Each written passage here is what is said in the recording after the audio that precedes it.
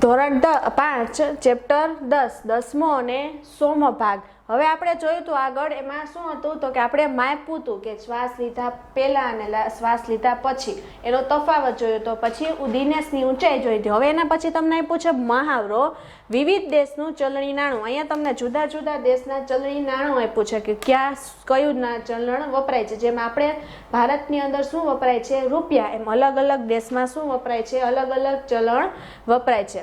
શું તમે અન્ય દેશમાં વપરાતી ચલણી નોટો કે સિક્કાઓ જોયા છે તો કે હા જોયા છે। આપણે ઘણી વખત એવી ઘણા બધા દેશની અમુકો કે જોયેલી હોય। તો શિવમ બેંક પાસે જ્યારે આપણે અન્ય દેશનું નાણું બદલાવીએ તો આપણને કેટલા ભારતીય રૂપિયા મળી શકે તે માટેનું કોષ્ટક છે। શિવમ બેંક છે એક એની પાસે અન્ય દેશનું નાણું એટલે કે આપણી પાસે કોઈ બીજા દેશના પૈસા હોય એ બીજા દેશના પૈસા આપણે બેંકમાં આપીએ એટલે બેંક શું કરે તો કે એ બેંક એની પાસે રાખી લે ને આપણને શું આપે તો કે આપણે ભારતની અંદર એ રૂપિયાના એ આપણને જે દેશના પૈસા આપ્યા હોય જે દેશના રૂપિયા આપ્યા એ દેશના રૂપિયાના બદલામાં આપણને ભારતના કેટલા રૂપિયા મળે એ પૈસા આપણને એ રૂપિયા આપણને બેંક આપે। એટલે જો આ કોરિયાનું જ આપણે ઉદાહરણ લઈએ તો કોરિયા દેશ છે એની અંદર કયો ચલણ છે વોન એટલે કે ત્યાં શું વપરાય ત્યાં જે રૂપિયા આવતા હોય એને શું કહેવાય છે વોન। હવે એ વોન તમે અહીંયા છે આપણી તમારી પાસે હોય તો તમે બેંકમાં આપો તો બેંક તમને શું આપે તો કે એક વોનના બરાબર 0.06 રૂપિયા આપે બરાબર એવી રીતે બરાબર। પછી તમને અહીંયા જો એવી રીતના અલગ અલગ દેશના ચલણ આપ્યા છે અને પછી શું કીધું છે એને રૂપિયામાં એટલે કે એને તમે આપો એટલે તમને ભારતના રૂપિયામાં કેટલા રૂપિયા મળે। હવે એના ઉપરથી આપણે પ્રશ્ન જોઈએ। પેલું છે અને આ ભાવ તમને ક્યારના આપેલા છે તો કે 4/10/2017 એટલે કે 2017 આપેલા છે।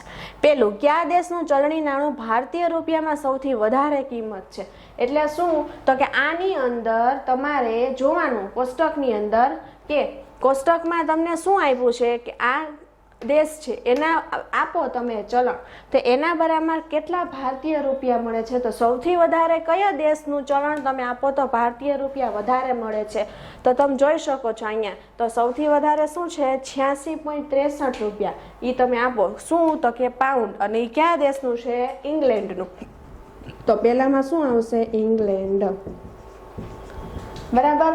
હવે આપણે બીજું જોઈએ। મિથુનના કાકા અમેરિકામાં રહે છે તે મિથુનને ભેટ તરીકે $10 મોકલે છે। હવે યુએસએ ડોલર એટલે અહીંયા બરાબર યુએસએ ડોલર એ કેટલા આપે છે 10 આપે છે।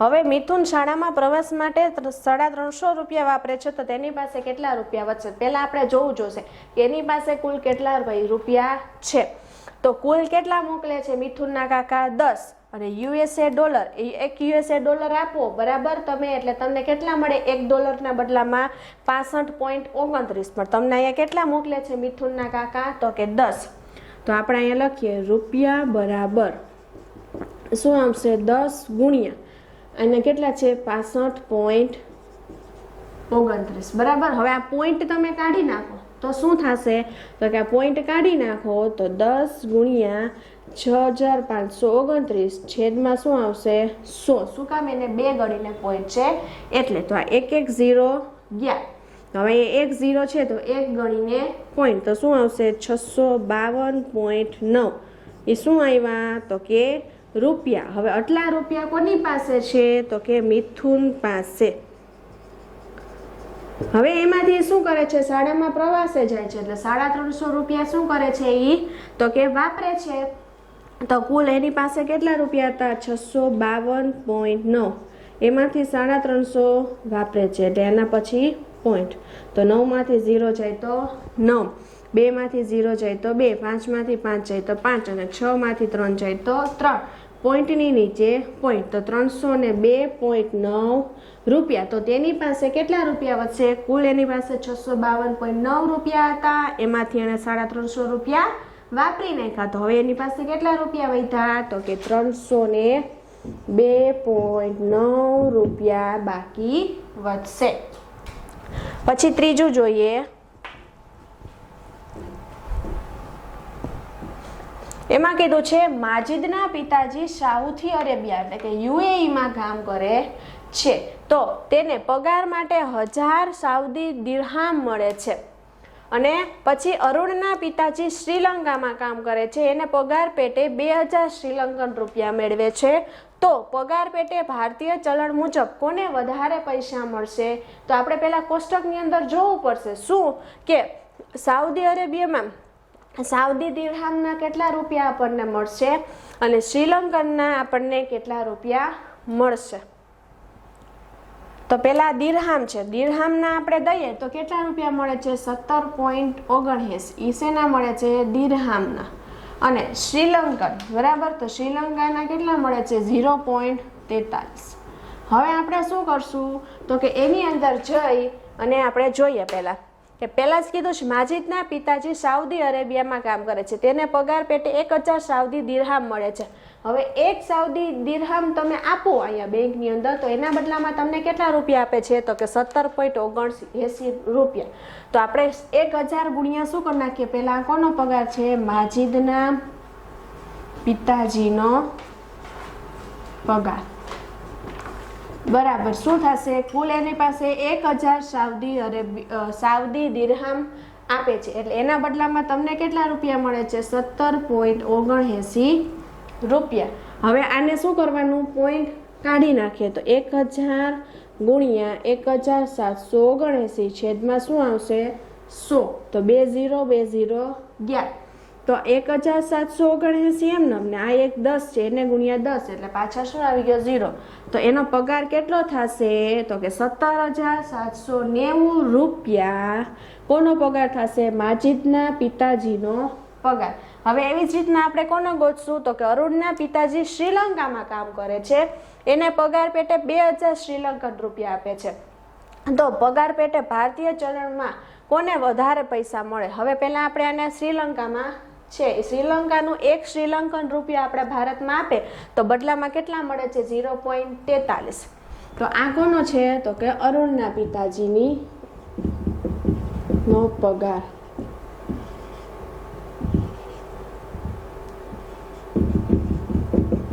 કેટલા છે એની પાસે? 2000 શ્રીલંકન રૂપિયા. હવે એકના બદલામાં કેટલું મળે છે? 0.43. તો શું કરશું? 2000 એમનો પોઈન્ટ કાઢીએ એટલે 43 છેદમાં 100. તો 20 ગયા. હવે શું કરશું? 43 ગુણ્યા 2 કરી નાખીએ તો 2 3 6 અને 2 4 8. એને ગુણ્યા આ કેટલા છે? 0. તો 0 એમના લખી નાખીએ તો 860 શું આવ્યું? રૂપિયા. કોનો પગાર આવ્યો? ઈ તો કે અરુણના પિતાજીનો પગાર. હજી તમને આની અંદર કીધું છે કે તો પગાર પેટે ભારતીય ચલણ મુજબ કોને વધારે પૈસા મળે છે? તો આના 17,790 આવ્યા, આના 860 આવ્યા. કોને વધારે મળ્યા? તો કે માજિદના પિતાજીનો. તો અહીં લખવાનું તો કે માજિદના પિતાજીને વધારે રૂપિયા મળે. તમારે આ બધા દાખલા વ્યવસ્થિત એક નોટની અંદર હું જેમ લાઈનમાં કરાવું છું એમ કરવાનું. પહેલા મેં આનો ગણાવ્યો બરાબર, પહેલા આ લખવાનું, પછી આ લખવાનું, પછી એનો જવાબ આ લખવાનો, પછી તમારે ડી શરૂ કરજો.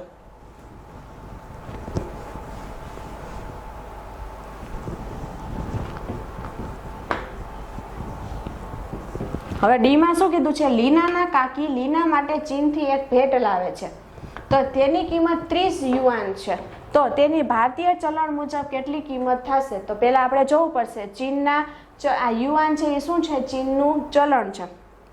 તો આ ચીન છે એનું ચલણ યુઆન, તો એ તમે 1 યુઆન આપો બરાબર, તો એના બદલામાં તમને કેટલા રૂપિયા મળે છે? તો કે 9.83 રૂપિયા. હવે એ શું કરે છે? લીનાના કાકી ચીનથી ભેટ લઈ આવે છે લીના માટે, અને એ ભેટ છે એ કેટલાની આવે છે? તો કે 30 યુઆનની આવે છે બરાબર, જેની કિંમત 30 યુઆન છે. તો હવે એને ભારતીય ચલણ મુજબ જોવું છે તો શું કરવાનું? તો કે ભારતીય ચલણ મુજબ કિંમત બરાબર કુલ કેટલા યુઆન છે? 30 યુઆન. હવે 1 યુઆન બરાબર આપણને ભારતીય ચલણમાં કેટલા મળે છે? 9.83 રૂપિયા. હવે શું કરશું? પોઈન્ટ કાઢી નાખશું. 30 ગુણ્યા અહીંયા 2 ગળીને પોઈન્ટ છે એટલે 983 છેદમાં શું આવશે? 100. 0 ગયા. હવે આ બેનો ગુણાકાર કરી નાખીએ આપણે. 983 ગુણ્યા 3, 3 3 9, 8 3 24 નો ચોગડો, વધી પડી 2, 9 3 27, 27 ને 2 29. શું આવ્યું? 2949. પણ હજી છેદમાં 10 છે, 10 છે એટલે 1 0 1 0 હોય તો 1 ગણીને પોઈન્ટ, તો અહીંયા 1 ગણીને પોઈન્ટ. આ શેમાં આવ્યું? રૂપિયામાં. તો 294.9 રૂપિયા. એટલે એ લીનાના કાકી 30 યુએનમાં ચીનથી લઈ આવે, પણ અહીંયા આપણે ભારતમાં એના કેટલા રૂપિયા થાય? તો કે 294.9 રૂપિયા થાય. પછી છે ઈ. આસ્થા થોડાક હોંગકોંગ ડોલર અને વોન ઈચ્છે છે. પેલું છે તેને 4 રૂપિયાના બદલામાં કેટલા વોન મળી શકે છે, અને પછી કીધું 400 રૂપિયાના બદલામાં કેટલા મળે. તો પહેલાં આપણે જોઈ લઈએ કે વોનના બદલામાં આપણને ભારતીય રૂપિયા કેટલા મળે છે. અહીંયા જો કોરિયાની અંદર વોન વપરાય છે, એટલે આપણે 1 વોન આપો તો તમને ભારતીય રૂપિયામાં કેટલા મળે? તો કે 0.06 રૂપિયા. કેટલા મળશે? 0.06. હવે આપણે હોંગકોંગ ડોલરનું જોઈ લઈએ. હોંગકોંગ બરાબર, એના ડોલરના બદલામાં કેટલું મળે છે? 8.40 રૂપિયા. બરાબર, આ વોનના છે અને આ કોના છે? તો કે હોંગકોંગ ડોલરના. હવે આપણે જોઈએ એની અંદર પેલું છે તેને 4 રૂપિયાના બદલામાં કેટલા વોન મળી શકશે. હવે 1 વોન બરાબર કેટલા મળે છે? 0.06. તો 4 રૂપિયાના બદલામાં એટલે આપણે કહી શકીએ કે 0.06 રૂપિયાના બદલામાં આપણને 1 વોન મળે છે. તો આપણી પાસે કેટલા રૂપિયા છે? 4 રૂપિયા. તો 4 રૂપિયા બરાબર પ્રશ્નાર્થ ચિહ્ન. તો આપણે ગુણાકાર કરશું. 4 ગુણ્યા 1 છેદમાં શું આવશે? 0.06. હવે છેદમાં અહીંયા પોઈન્ટ છે, કેટલા ગણીને પોઈન્ટ છે? 2 ગણીને. તો શું આવશે? 100. એટલે 100 ક્યાં જશે? અંશમાં. એટલે 4 1 4 એને ગુણ્યા 100 છેદમાં 6. હવે છેદ ઉડાડીએ તો 2 3 6 અને 2 2 4. તો 100 2 200, 200 ભાગ્યા 3. તો 200 ભાગ્યા 3 કરીએ આપણે, શું થશે? તો કે 3 6 18. 20 માંથી 18 જાય તો 2, પછી 0. તો 3 6 18. 20 માંથી 18 જાય તો 2. હવે ભાગ નથી હાલતો એટલે શું આવશે? અહીંયા પોઈન્ટ અને અહીંયા 0. તો 3 6 18. આમાં ચાલ્યા કરશે, હજી 2 વધ્યા, પાછા 0. 3 6 18. તો નકરું શું આવશે? અહીંયા 6 6 6 એમ જ આવશે. બરાબર. હવે અહીંયા 6 6 6 જ આવે એટલે શું થાય? તમને મેં કીધું તો આની પહેલાં કે 5 સુધીની રકમ હોય તો શું કરવાનું? તો કે અહીંયા 5 આવ્યું હોય તો 5 સુધીની રકમ હોય તો અહીંયા જે અંક હોય લખવાનું, પણ 5 પછી એટલે કે 5 પછી અહીંયા 6 7 8 9 ગમે આવતો હોય તો આગળ એક અંક શું કરી નાખવાનો? ઉમેરી દેવાનો. એટલે અહીંયા શું આવ્યું? 66.66 આવ્યું, પણ આપણે શું લખશું? 66.67. શું કામ એને? કારણ કે હજી તો તમે ભાગ હલાવો તો શું આવશે? 3 6 18. બરાબર. તો એ 6 આવ્યું અહીંયા એટલે એ શું થયું? 5 કરતાં વધી ગયું. તો એ શું થશે? અહીંયા 1 પ્લસ થઈ જશે એટલે 66.67.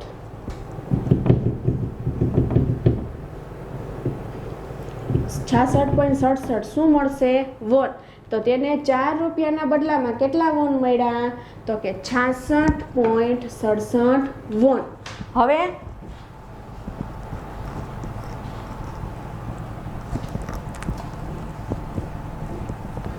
400 રૂપિયાના બદલામાં કીધું. હવે એ જ તમારે જોવાનું. 400 રૂપિયાના બદલામાં તો અહીંયા એમ જ કે 0.06 રૂપિયામાં કેટલા મળે છે? 1 વોન. તો 400 રૂપિયાના બદલામાં પ્રશ્નાર્થ ચિહ્ન. તો શું કરશું? ગુણાકાર. 400 ગુણ્યા 1 છેદમાં 0.06. તો અહીંયા 2 ગણીને પોઈન્ટ છે એટલે શું આવશે? 100. એ ક્યાં આવશે? ઉપર અંશમાં. 400 ગુણ્યા 1 ગુણ્યા 100 છેદમાં 6.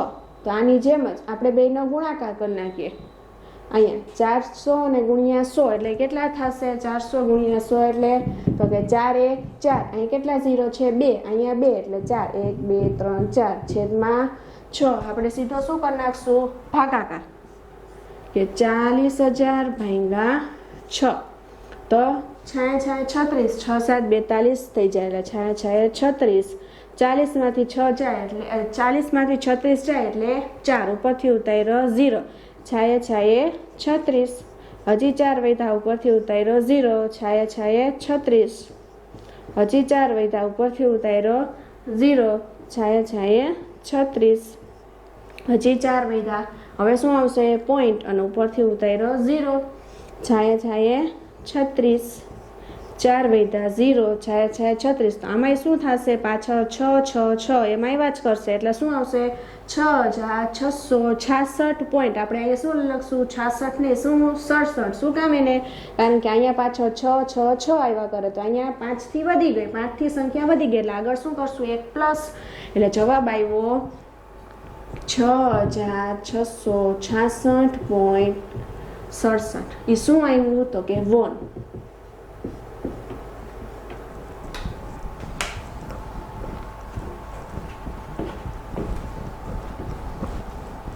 હવે કીધું છે 508 રૂપિયાના બદલામાં કેટલા હોંગકોંગ ડોલર મળશે.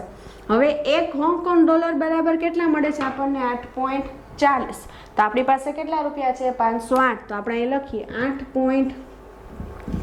8.40 રૂપિયા બરાબર $1. તો આપણી પાસે કેટલા એને કીધું છે? 508 રૂપિયા બરાબર પ્રશ્નાર્થ ચિહ્ન. તો શું કરશું? તો કે 508 ગુણ્યા 1/8.40. હવે આની નીચે કેટલા પોઈન્ટ ગણીને છે? 2 ગણીને, એટલે શું થશે? પોઈન્ટ નીકળી જશે, એટલે ઉપર કેટલા આવશે? 100. તો 508 ગુણ્યા 100/804 બરાબર. 508 ગુણ્યા 1, 508 ગુણ્યા 1 કર્યું એટલે શું થઈ ગયું?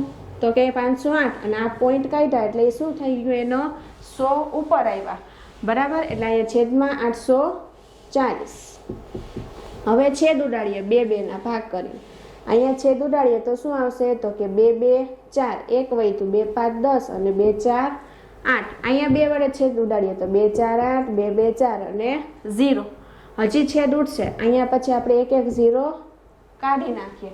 હવે તો કે અહીંયા 21 2 42, અહીંયા 2 વડે તો કે 2 1 2 2 2 4, 1 વધ્યું, 2 7 14. તો શું આવ્યું? 127. એને ગુણ્યા 10 કરો તો શું આવે? 1270. એને ભાંગા શું કરી નાખીએ આપણે? 21. હવે 21 ગુણ્યા 6, 6 1 6 અને 6 2 12. તો કેટલા આવ્યા? 126. હવે 21 ગુણ્યા 7 કરીએ, 7 1 7, 7 2 14, 21 7 વધી જાય, 21 6 કેટલા આવશે? 126. 127 માંથી 126 છે, કેટલા વધે? 1. ઉપરથી ઉતાર્યો 0. હવે 21 ના ઘડિયામાં 10 આવે નહીં, ભાગ ન આવેલો, ભાગમાં પડી 0. હવે તો કે આપણે અહીંયા પોઈન્ટ મૂકીએ એટલે અહીંયા 0 લખી શકીએ.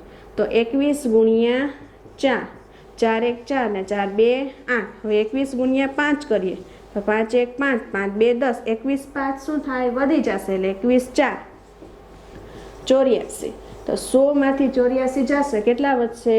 16 બરાબર. હવે તો કે અહીંયા 21 6 126, હજી ભાગ નો આવ્યો 16 નો, એટલે આપણે 0 લખી શકીએ બરાબર. તો 21 7 147 થાય. તો આપણે 21 ગુણ્યા 8 કરીએ, 8 1 8 અને 8 2 16. તો 168 વધી ગયા, એટલે 21 7 147 બરાબર. 160 માંથી 147 જશે તો કેટલા વધશે? તો કે 13 બરાબર. તો આવી રીતના એ હાઈલાઇટ કરશે, એટલે એનો જવાબ શું આવશે? તો કે 60.47. 60.47 શું આવશે? તો કે આપણને શું પૂછ્યું છે? Hong Kong dollar.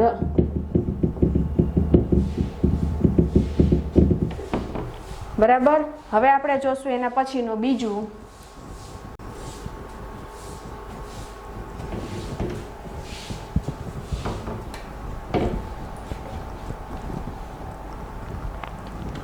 હવે આની અંદર તમને કીધું છે કે કિરણ 200 રૂપિયા લઈને ખરીદી માટે ગયો. કિરણ છોકરો છે. નીચેનું બિલ જુઓ. દુકાનદારે દર્શાવેલી કિંમતમાં યોગ્ય જગ્યાએ દશાંશ ચિહ્ન મૂકવાનું ભૂલી ગયો છે. દશાંશ ચિહ્ન એટલે શું? આપણે પોઈન્ટ વાળી રકમ લખીને કે 2.5 3.5 એ પોઈન્ટ વાળી રકમ બરાબર. તો યોગ્ય જગ્યાએ દશાંશ ચિહ્ન મૂકો અને બિલની કુલ રકમ શોધો. હવે જો તમે સાબુ લેવા જાઓ તો એક જથ્થો બરાબર લ્યો તો શું 1250 રૂપિયાનો સાબુ આવતો હોય? નહીં. પછી લીલા ચણા લેવા 1 કિલો જાઓ તો 5025 રૂપિયાના ચણા આવે નહીં. ચા લેવા જાઓ 250 ગ્રામ, બરાબર, તો 2725 રૂપિયાની ચા આવે. ચા એટલે ચાની ભૂકી. અને પછી કોપરેલ, તો એ 1 લીટર કોપરેલ તમે લ્યો તો 6000 રૂપિયાનું આવે, તો કે નહીં. તો આપણને ખબર પડવી જોઈએ, સાબુ તમે લેવા જાઓ તો 1 જથ્થો, તો એ કેટલાનો આવે, તો આપણને ખબર પડે આટલાનો ન આવે, તો એ 125 રૂપિયાનો આવશે. તો આપણે ત્યાં દશાંશ ચિહ્ન કરીએ તો કે ના, એટલો બધો મોંઘોય ન આવતો હોય, બરાબર. તો એ કેટલાનો આવતો હોય છે, તો કે 12.50, બરાબર. પછી તો કે લીલા ચણા 1 કિલો લેવા જાય તો શું આપણે અહીંયા 2 પછી પોઈન્ટ કરીએ તો 502 રૂપિયાના થયા. 1 કિલો ચણા 502 રૂપિયાના આવશે, તો કે નહીં. એટલે એ કેટલાના થતા હશે, તો કે 50.25. તમને અહીંયા દશાંશ ચિહ્ન દેખાય ને, એટલે હું બાજુમાં તમને લખી દઉં છું. પછી ચાની ભૂકી તમે લેવા જાઓ 250 ગ્રામ, તો કે અહીંયા આપણે 2 પછી પોઈન્ટ મૂકીએ, બરાબર. તો એ 272 રૂપિયાની થાય. એટલી ચા 272ની આવે, તો કે નહીં. એટલે કેટલાની હશે, તો કે 27.25. પછી છે કોપરેલ, 1 લીટર લેવા જાઓ તો 6000 રૂપિયાનું ન આવે, તો અહીંયા પોઈન્ટ મૂકો તો 600 રૂપિયાનું, તો 600 રૂપિયાનું આવે નહીં. એટલે કેટલાનું હશે, તો કે 60.00.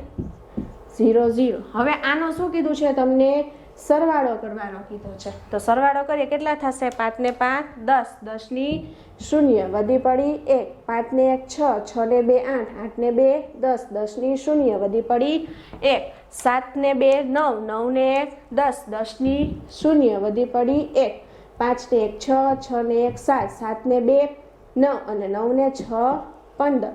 હવે 2 ગણીના પોઈન્ટ છે, એટલે અહીંયા 2 ગણીને પોઈન્ટ, એટલે કુલ કેટલા રૂપિયા થયા, તો કે 150 રૂપિયા, બરાબર. એટલે કે 150 રૂપિયા. કિરણ કેટલા રૂપિયા લઈને ગયો તો 200 રૂપિયા. 200 રૂપિયામાંથી આ ભાઈને શું થઈ હતી, બિલ લખવામાં ભૂલ થઈ હતી. એને કુલ કેટલાનો લીધા, તો કે 150 રૂપિયાની. એટલે કે 150 રૂપિયાની એણે આ 4 વસ્તુ લીધી.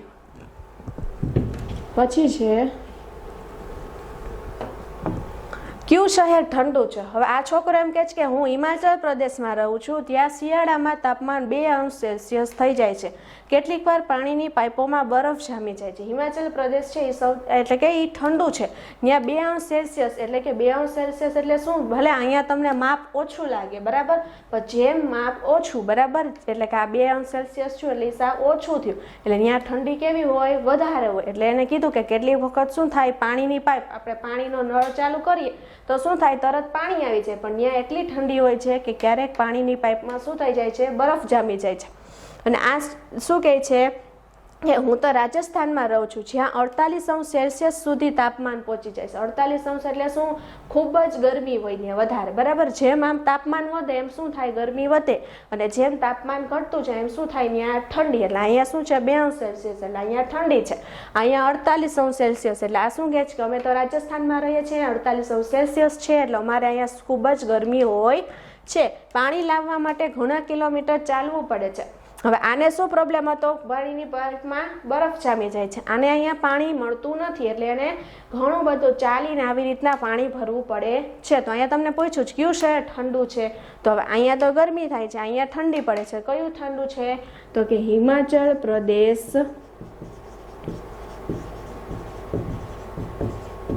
ઠંડો છે. હવે આગળ જોઈએ. હવે તમને કીધું 16 જાન્યુઆરી 2008ના રોજ બપોરે 3 વાગ્યે દરેક શહેરનું તાપમાન નોંધવામાં આવ્યું છે. આ તમને તાપમાન આપ્યા છે કેટલાના છે, બપોરે 3 વાગ્યાના છે.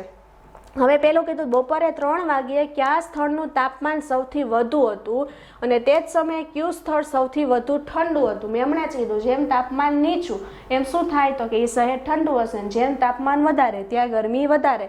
તો તાપમાન કોનું વધારે હતું, તો આની અંદર તમે જો, આનું 8.1, 23.2, આનું 24.8, 26.6, 25.9, 35.1, 33.5 અને 29.9. તો કોનું વધારે આવ્યું તાપમાન, તો કે 35.1, 35.1°C, બરાબર. એ કોનું છે, મુંબઈનું તાપમાન સૌથી વધુ હતું. હવે એ જ સમયે સૌથી ઓછું તાપમાન કોનું છે? તો આની અંદર તમે જો સૌથી ઓછું કોનું છે? 8.1°C કોનું? શ્રીનગરનું. તો અહીં આપણે લખીએ કે શ્રીનગરનું તાપમાન 8.1°C સૌથી ઓછું છે, એટલે કે ઠંડુ છે. પછી મુંબઈનું તાપમાન શ્રીનગરના તાપમાન કરતાં કેટલું વધારે છે? આ મુંબઈનું અને આ શ્રીનગરનું. તો તાપમાન કોનું વધારે છે? તો કેમ ખબર પડશે? બાદબાકી કરીએ. 35.1°C કોનું? મુંબઈનું. એમાંથી શ્રીનગરનું 8.1°C શ્રીનગર. બરાબર. 1 માંથી 1 જાય તો 0, 5 માંથી 8 ન જાય 10 5 ઉપર 15, 3 માંથી 1 જાય તો 2, 15 માંથી 8 જાય કેટલા વધશે? 7, અને 2 માંથી 0 જાય તો 2. અહીંયા 1 ગણીને પોઈન્ટ. તો 27.0°C કોનું વધારે થશે? આમાં પૂછ્યું છે શ્રીનગરના તાપમાન કરતાં કેટલું વધારે છે? તો કે 27.0°C મુંબઈનું તાપમાન વધારે છે. પછી છે ત્રીજું, તિરુવનંતપુરમમાં તાપમાન 40°C પહોંચે તે માટે તાપમાનમાં કેટલા ડિગ્રીનો વધારો જરૂરી? જો અત્યારે એનું તાપમાન 3 વાગે કેટલું છે? 33.5°C. એમાં કેટલું કરવું છે? 40. તો કેટલું ઘટે છે? શું કરવું પડશે? બાદબાકી. કે 40°C કરવું છે. અત્યારે છે કેટલું? 33.5. આના પછી પોઈન્ટ અને અહીંયા 0 કાંઈ નથી, એટલે તો 0 માંથી 5 ન જાય 10 0 ઉપર 10, 0 ઉપર 9, અને 4 માંથી 1 જાય તો 3, 10 માંથી 5 જાય તો 5, 9 માંથી 3 જાય તો 6, અને 3 માંથી 3 જાય તો 0. હવે અહીંયા શું આવશે? આની નીચે પોઈન્ટ. આ શું કરવાનું છે? તો કે આટલું તાપમાન સેલ્સિયસ તાપમાન પહોંચવું છે. બરાબર. તાપમાન સુધી પહોંચવું છે. અને આટલું તાપમાન શું છે? તો કે 33.5°C તાપમાન છે. હવે આટલું તાપમાન, તો કે આટલું તાપમાન જરૂરી છે, એટલે કે 6.5°C તાપમાન છે એટલો વધારો થઈ જાય તો તિરુવનંતપુરમનું તાપમાન 40°C થઈ જાય. પછી ચેન્નઈ કરતાં કોલકાતાનું તાપમાન કેટલું ઓછું છે? જો ચેન્નઈનું આપ્યું છે કેટલું છે? 29.9°C. અને કલકત્તાનું જોઈએ આપણે.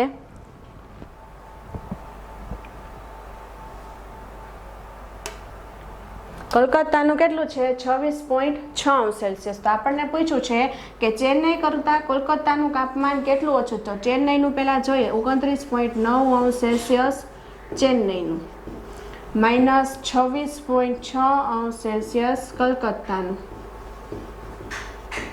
હવે આપણે બાદબાકી કરીએ. 9 માંથી 6 જાય તો 3, પોઈન્ટની નીચે પોઈન્ટ. 9 માંથી 6 જાય તો 3, ને 2 માંથી 2 જાય તો 0. શું છે? આટલું °C કોલકાતાનું તાપમાન ઓછું છે. 3.3°C. હવે કીધું છે આ જ દિવસે સવારે 9 વાગ્યે આ શહેરોના તાપમાન નોંધવામાં આવ્યા હતા. કોષ્ટક જુઓ અને પ્રશ્નના જવાબ આપો. તો હવે